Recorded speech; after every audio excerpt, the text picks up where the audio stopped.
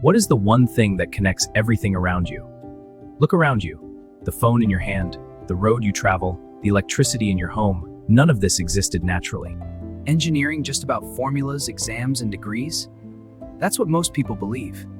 In reality, that's just the education system, not engineering itself. Did engineering start in colleges? No. Engineering started with survival. When humans asked, how do we hunt, build shelter, and store food? That was engineering. So what is engineering, really? Engineering is the art of solving problems. It's not about knowing formulas, but applying them. Mechanical engineers solve motion in machines. Civil engineers solve infrastructure. Electrical engineers solve power. Computer engineers solve intelligence.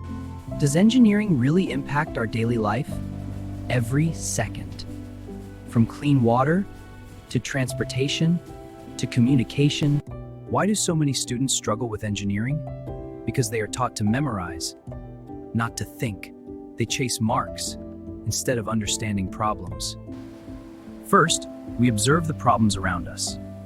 Then, we break them down into smaller, manageable pieces. Finally, we find and build solutions. What is the future of engineering? AI. But one thing will never change.